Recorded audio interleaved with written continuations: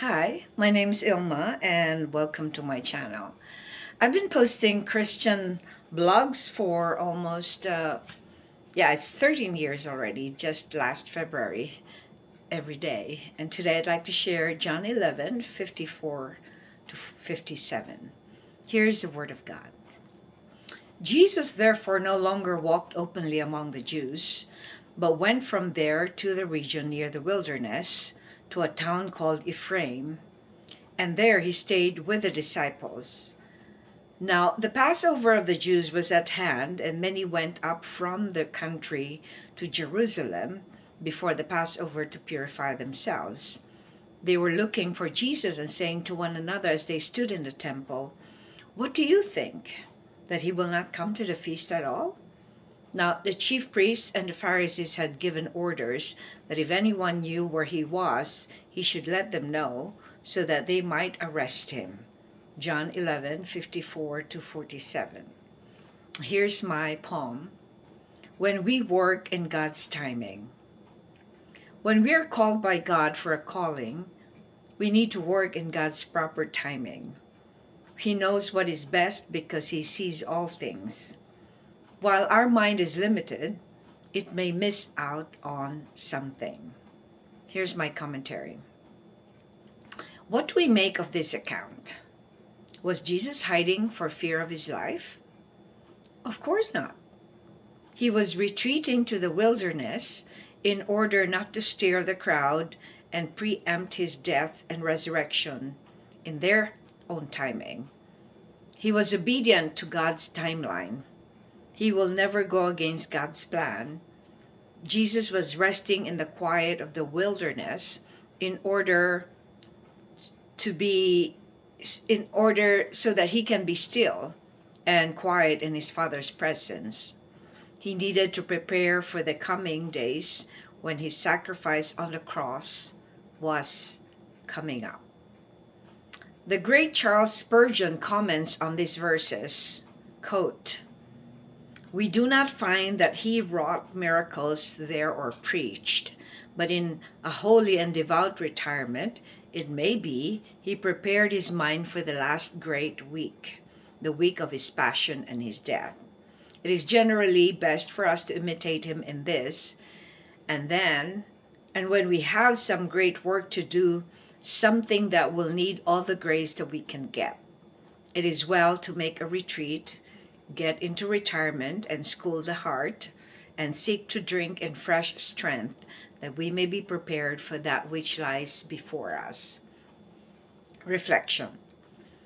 Share a time when you went against God's timing and its consequences to you. I left the Philippines in 2005.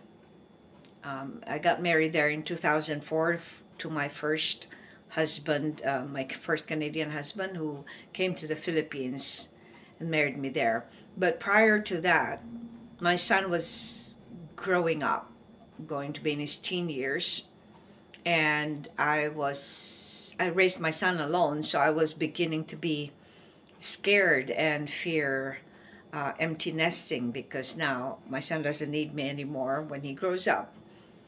So I took matters into my hand and got into online dating. And also I wanted to escape the unrest in the Philippines at that time. So I went on dating websites online and I met my first husband. And because I took matters in my hand, what happened was that it worked against me.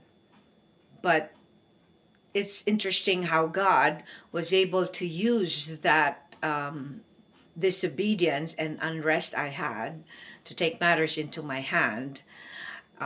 So I married somebody without really thinking about it and asking God's permission to do that. I wasn't a Christian then yet. I was a Catholic, but I did not know much about following the will of God.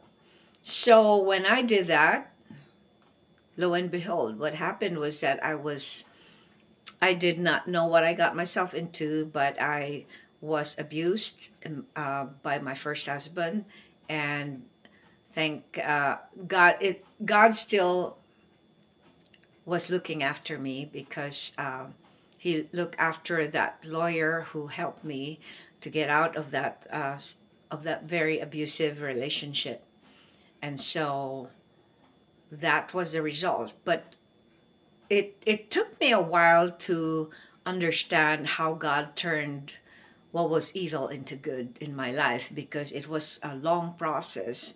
But I think God allowed me to come to Canada so I could get healing for all the traumatic experience that I had, which I didn't know was there.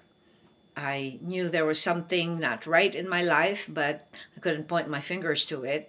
But when I came to Canada, I got all kinds of support. I got counseling here, first from the abuse of my first husband, and then it turned out that I was able to recognize that I had complex PTSD, which I would never be able to uncover when I was in the Philippines, because we don't have a good health plan there.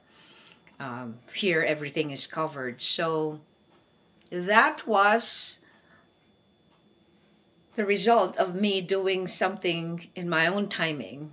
It didn't work out well, but still God blessed me and used that to bring me here so I could start my healing process. And at the same time, I also met my second husband, which is still a challenge, because when I married my second husband, it didn't take long. Just after my first divorce, I was still not a Christian then.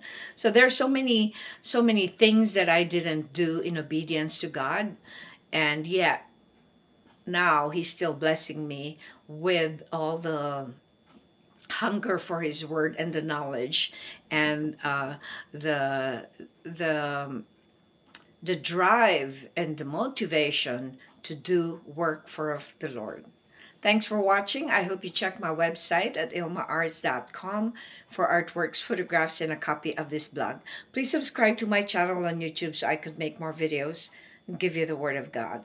And if you haven't already, check over 4,000 videos I've done over the 13 years I've been doing this daily. Just type on YouTube or Google search ILMA'S Palm Devotional. Have a wonderful day.